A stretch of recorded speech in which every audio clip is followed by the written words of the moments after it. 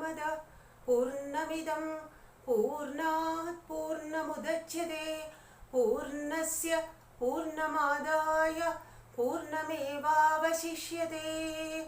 Om Shanti Shanti Shanti.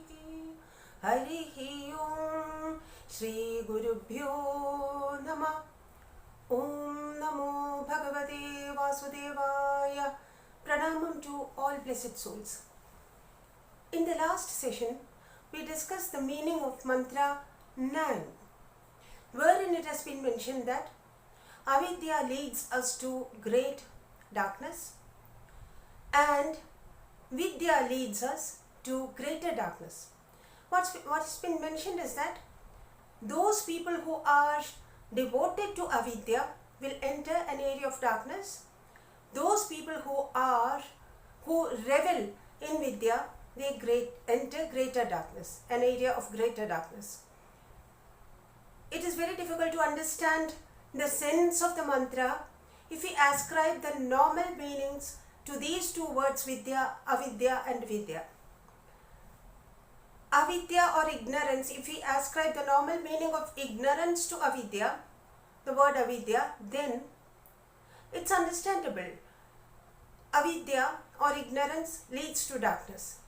But the trouble comes in understanding when we listen to the Rishi saying that vidya, those people who revel in vidya, they enter a world of greater darkness, more blinding darkness. There, vidya is the opposite of avidya. Vidya is light. By pursuing the path of vidya, we should be entering a world of light. We should be enlightened by that. But then, the Rishi says, those people who revel in vidya enter an area of darkness, a greater area, an area of greater darkness. We find a reconciliation of this in Sri Shankara Bhagavatpada's commentary. In his Bhashyam, Sri Shankara Bhagavatpada says, avidya is action born of ignorance, and vidya is merely devata vishayaka jnanam, a knowledge about the deities who are sought to be propitiated by the action. There we get a reconciliation. In Sri Aurobindo's commentary, also we get a reconciliation, but in a different way. There, Aurobindo Rishi says, ignorance or avidya is multiplicity consciousness. Unity consciousness and multiplicity consciousness. Vidya and avidya. Unity consciousness is the fundamental fact. So that is required. That is the basic fact. But then we cannot reject the fact of the multiplicity consciousness also. Brahman is each. He is the controller. He is the Lord. He has the Ishitattva over both vidya and avidya. He has lordship over both knowledge and ignorance. He is the master of both the unity consciousness and multiplicity consciousness. Those people or those entities positioning themselves in point of multiplicity consciousness centers, though they are one and should be identifying themselves with the one, they are one with the one, they take themselves to be separate and develop a separatist attitude, develop an ego, then it becomes difficult. In that context, multiplicity consciousness can lead us to error. It is erroneous to pursue that path. Then that ignorance or that multiplicity consciousness which disregards the fundamental fact of the unity consciousness, that can lead us to blindness. greater will be the area of darkness, the greater will be the darkness of the area that a person who is firmly rooted in unity consciousness, but instead of having an inclusive attitude, he excludes everything else from that. He excludes the multiplicity consciousness possibility of Brahman. Then he enters an area of greater darkness. There also we get a good reconciliation. Let us see what is mentioned in Mantra 10.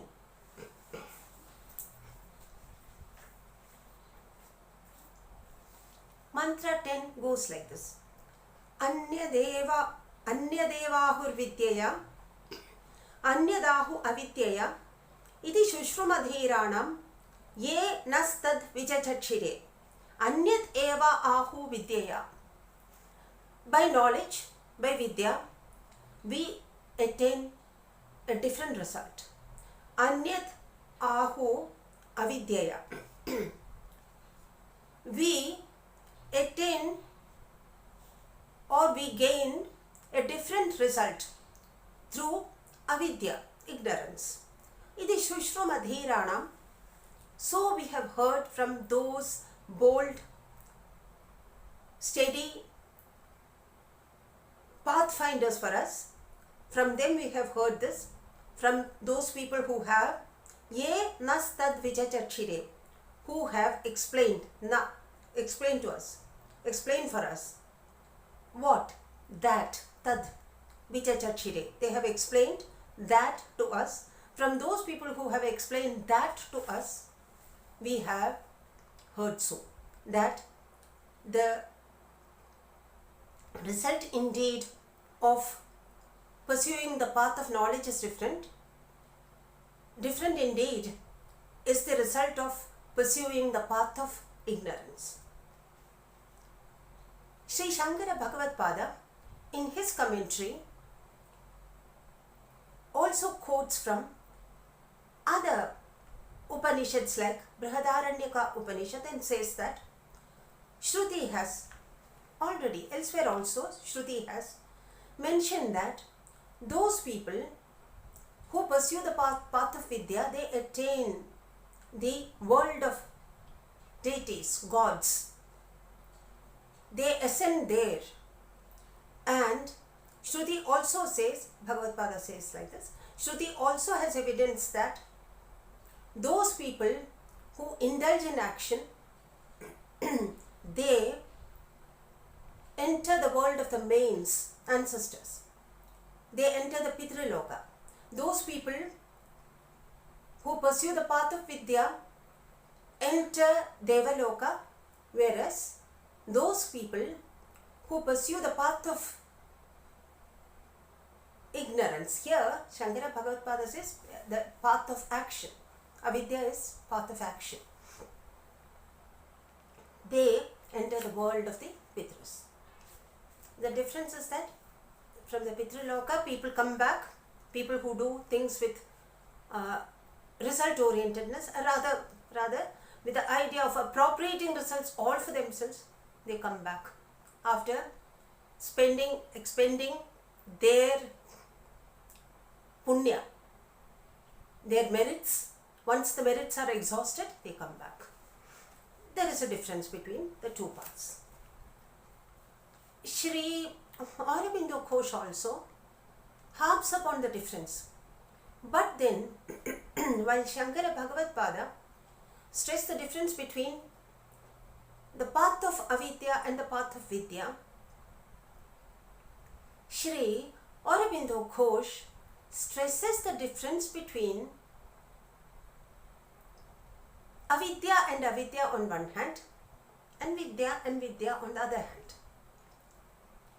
Avidya, mentioned in the 9th stanza, the 9th mantra, will lead us to darkness.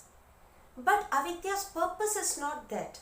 Anyat eva, indeed different, is the result of pursuing the path of avidya as mentioned in the ninth stanza, ninth mantra, and the avidya, whose possibility of taking us higher and higher is very great. So between this avidya and that avidya, there is a difference. One avidya is separatist in approach, in attitude, leading to ego. The other vidya is a stepping stone for man to perfect himself. In man's perfection, in man's journey of perfection, that avidya is a springboard. There is a difference between these two kinds of multiplicity consciousness. Between vidya and vidya also there is a difference. That difference is vidya that is exclusive. Vidya, unity consciousness that excludes the possibility of multiplicity consciousness, and saying that only unity is the truth and that alone is the truth. They exclude the possibility of the multiplicity consciousness. That is only half the side of the story. Unity consciousness should be able to embrace the multiplicity consciousness, because Brahman is Isha of both Vidya and Avidya. He is the master of Vidya Maya and Avidya Maya. Brahman is not bound by either unity consciousness or multiplicity consciousness. That being the case, Vidya cannot afford to keep itself exclusive. Exclusivity there is not a virtue.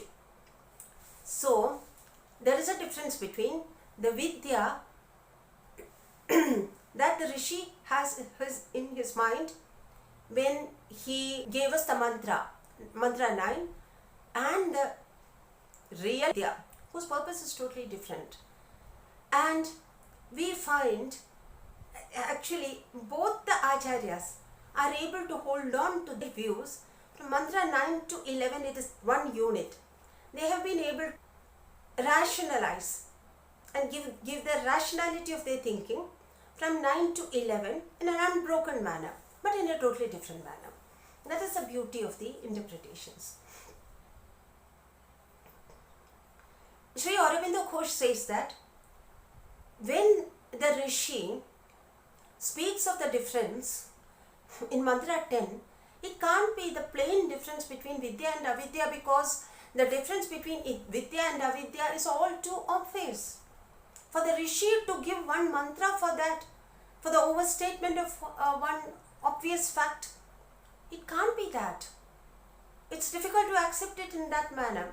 Anyat eva, the word eva gives force to the fact of anyat, in the sense that the difference between what had been mentioned, what is really intended by avidya, and what is unfortunately achieved by avidya is different. So also vidya. Sri Aurobindo Ghosh stresses on this kind of a difference. Otherwise, the Rishi would not be with a kind of pomposity declare an ordinary truth as though he is declaring an extraordinary fact. He wouldn't do that. So, the difference is not between Vidya and Avidya, but it is between one kind of Avidya and the other kind of Avidya, and one kind of Vidya and other kind of Vidya. And we will get a greater reconciliation and confirmation of this in mantra 11. That we will see in the next session. Pranamam to all blessed souls.